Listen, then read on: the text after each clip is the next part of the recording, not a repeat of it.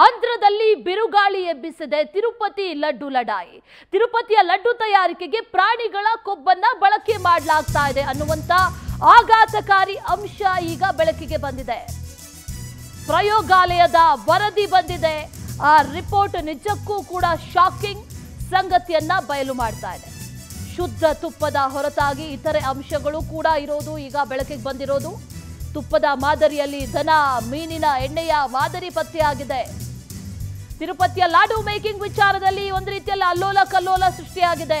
ಜಗನ್ ವಿರುದ್ಧ ಆಂಧ್ರ ಸಿಎಂ ಚಂದ್ರಬಾಬು ನಾಯ್ಡು ಈಗ ಬಾಂಬ್ ಹಾಕಿದ್ರು. ಆ ನಂತರದಲ್ಲಿ ಪ್ರಯೋಗಾಲಯಕ್ಕೆ ಕಳುಹಿಸಲಾಯಿತು. ಜನವರಿ 9, 2024ರ ಲಡ್ಡು ಮಾದರಿಯನ್ನ ಕಳುಹಿಸಲಾಗಿರೋದು.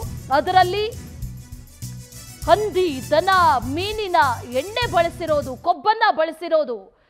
ಆ ಪ್ರಯೋಗಾಲಯದ ರಿಪೋರ್ಟ್ ಇದೆಯಲ್ಲ, ಆ ರಿಪೋರ್ಟ್ ಅನ್ನ ಗಮನಿಸ್ತಾ ಇದೀವಿ. ಏನೇನಿದೆ, ಎಲ್ಲಿಂದ ತಗೊಂಡಿದ್ರು, ಯಾವ ಮಾದರಿ, ಜೊತೆಗೆ ಯಾವ ಡೇಟಿನ ಲಡ್ಡುಗಳನ್ನ ತಗೊಳ್ಳಲಾಗಿತ್ತು, ಆಗ ಸಪ್ಲೈ ಮಾಡಿರೋರು ಯಾರು, ಇದೆಲ್ಲದರ ಬಗ್ಗೆ ಕೂಡ ತನಿಖೆ ಆಗಬೇಕು ಅನ್ನುವಂಥದ್ದನ್ನ ಕೂಡ ಈಗ ಹೇಳಲಾಗ್ತಾ ಇದೆ. ಗುಜರಾತ್ ಮೂಲದ ಜಾನುವಾರು ಪ್ರಯೋಗಾಲಯ ಈ ರಿಪೋರ್ಟ್ ಅನ್ನ ನೀಡಿದೆ.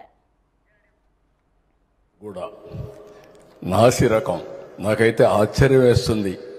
ఎన్ని కంప్లైంట్ చేసినా కడాన వెంకటేశ్వర స్వామి పవిత్రతను దెబ్బతీశారు. ఎన్నోసార్లు చెప్పాం. అక్కడ ఎంత దుర్మార్గంగా ప్రయత్నం చేశారంటే అంత దుర్మార్గంగా ప్రవర్తించారు. కడాన అన్న